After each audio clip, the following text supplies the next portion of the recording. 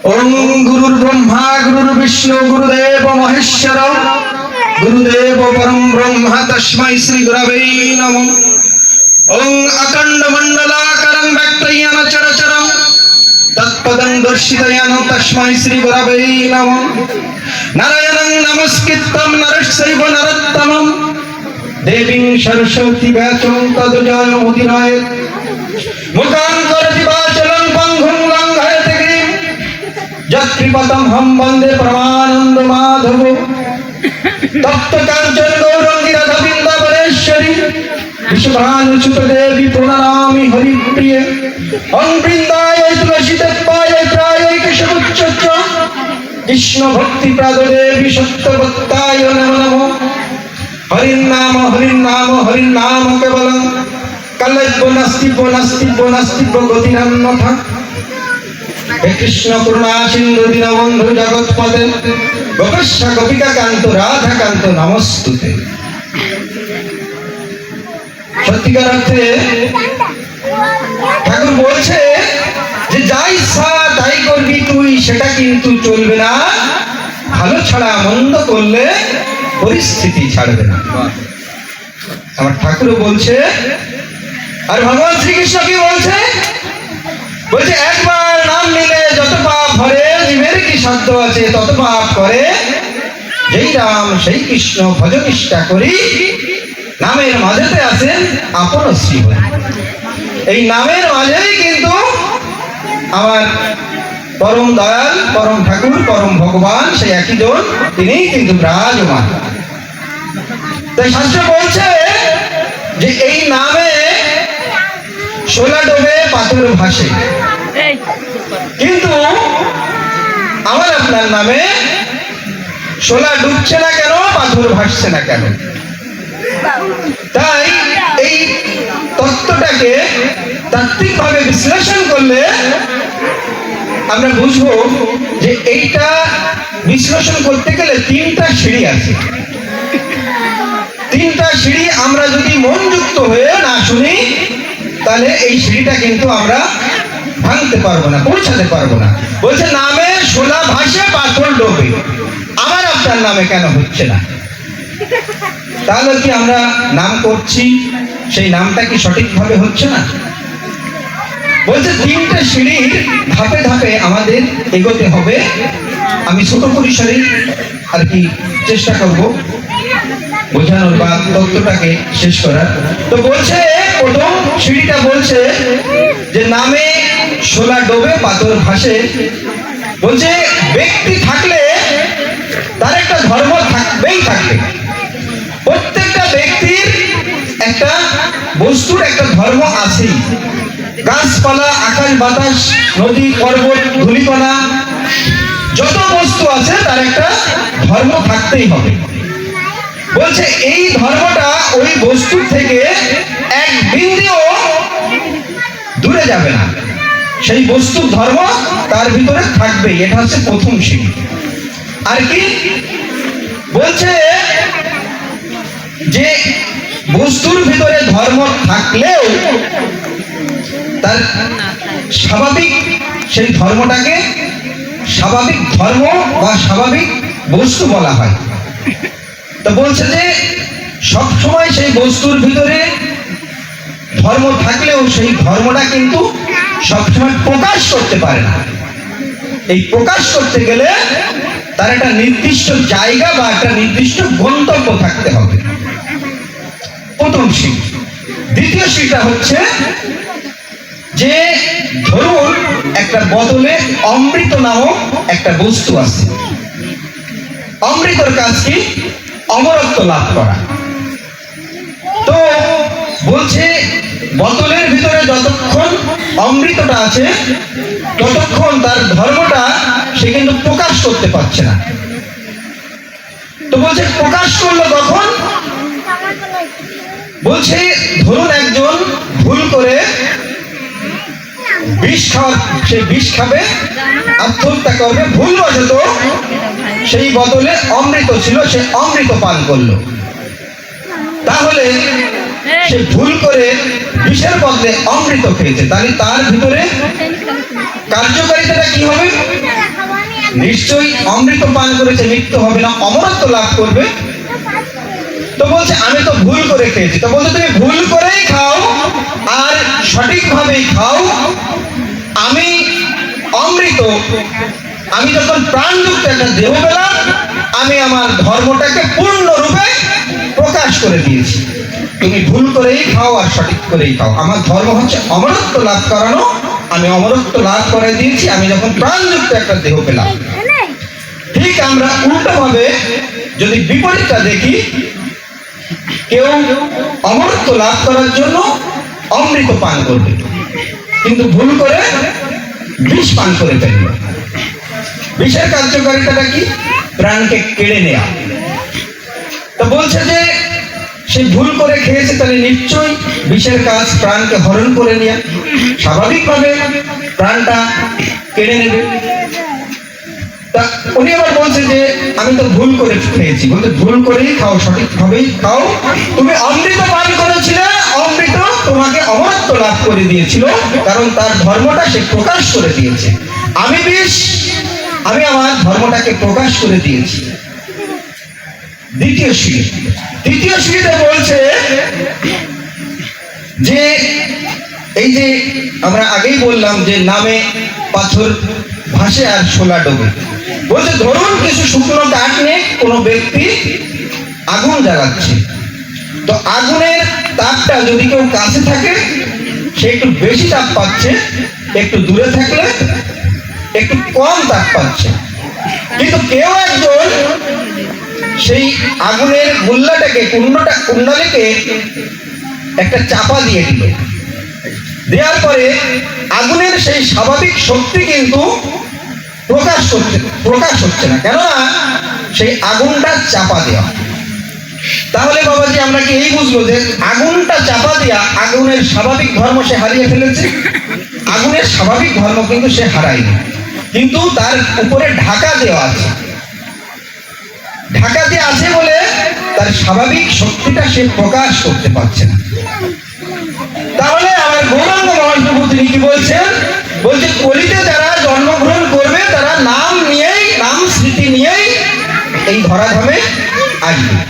প্রত্যেকেরই স্মৃতিতে এই নাম আসেই আছে।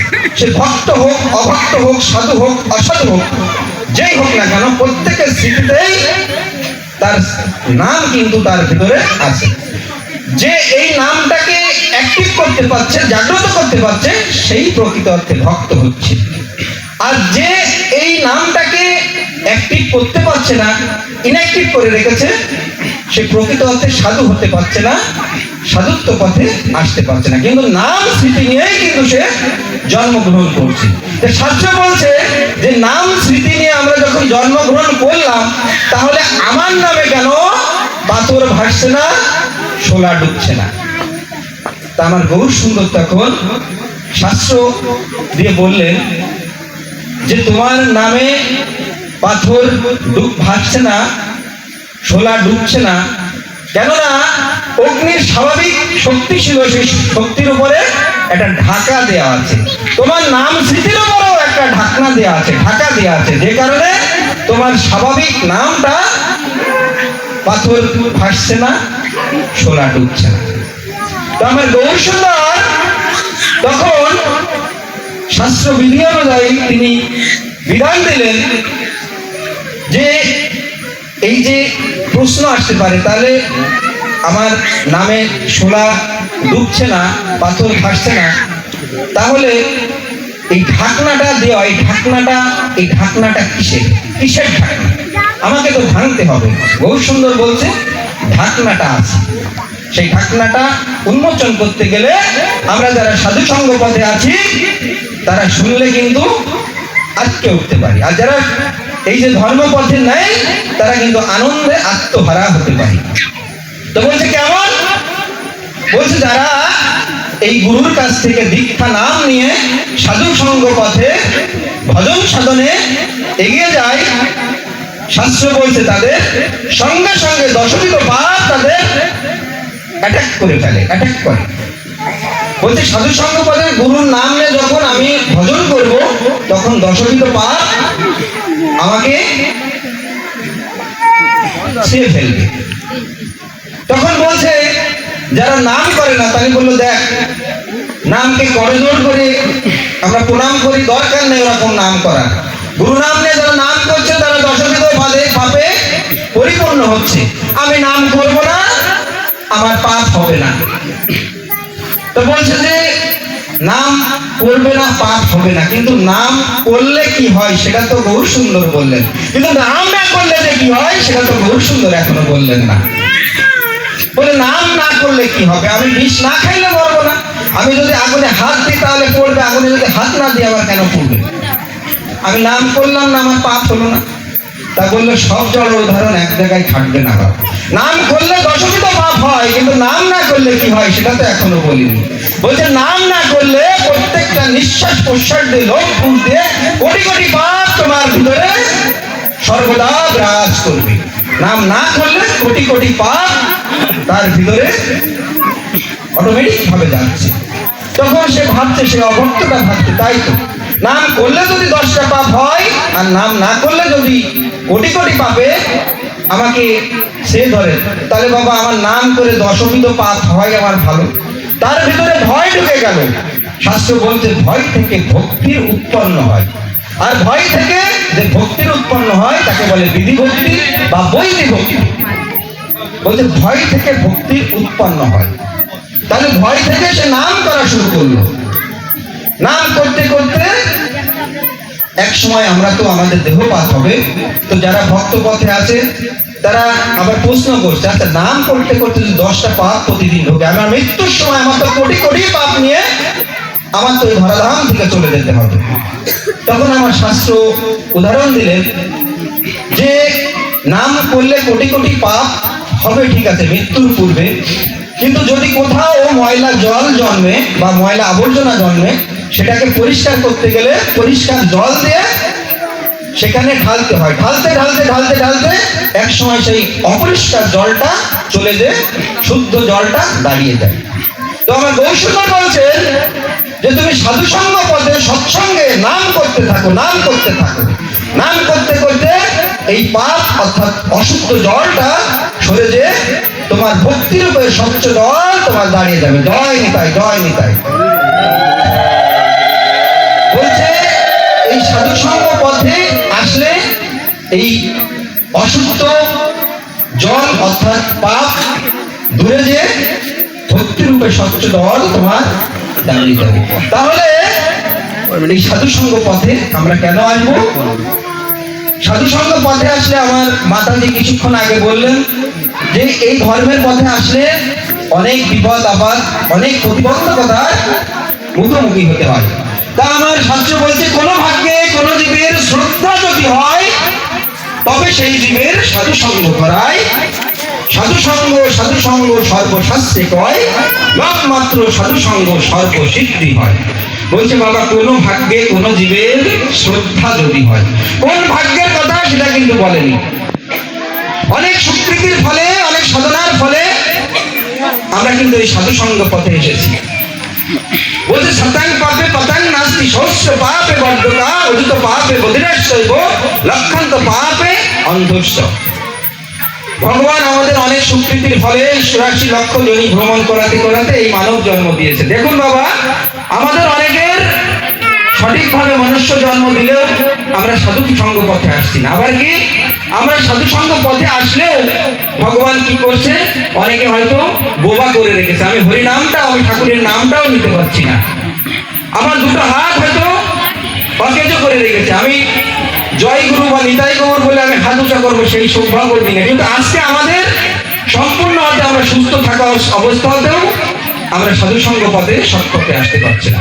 আমার ঠাকুরও বলছে সতের সাথে সংযুক্তির সহিত সৎমতি সম্পন্ন ব্যক্তিরাই হচ্ছে সৎসঙ্গ। অর্থাৎ এই সতের সাথে সংযুক্ত করতে হবে। সতের সাথে সংযুক্ত না করলে আমরা কিন্তু এই সাধুসঙ্গ পথে সৎপথে আসতে পারবো। তাই এই সাধুসঙ্গ পথে আসতে গেলে আমাদের নিজেকে আগে আত্মশুদ্ধি, আত্মমনন, আত্মতৃপ্তিতে আগে ভরিয়ে তুলতে হবে। আর এই আত্মমনন, আত্মতৃপ্তিতে ভরিয়ে তুলতে গেলে, আত্মতত্ত্বের উপলব্ধি করতে গেলে কি হবে, আমার দীক্ষা দানে আমাকে দীক্ষিত হতে হবে। কারণ দীক্ষা দানে দীক্ষিত না হলে আমি আত্মশুদ্ধি হতে পারবো না। দ্বি শব্দের অর্থ কি? অন্ধকার। রু শব্দের অর্থ নাশ করা। অন্ধকারকে যিনি নাশ করেন তিনি হচ্ছেন কবি। তাই আমাদের এই আধ্যাত্মিকতা, এই কীর্তনটাকে জাগ্রত করতে গেলে দীক্ষা নিতে হবে, দীক্ষার পথে আসতে হবে। বলছে দ্বি শব্দের অর্থ দিব্য জ্ঞানকে প্রজ্বলিত করা, আর কেউ শব্দের অর্থ ক্ষয় হওয়া, অর্থাৎ দিব্য জ্ঞানের মাধ্যমে পাপকে ক্ষয় করাই হচ্ছে দীক্ষা।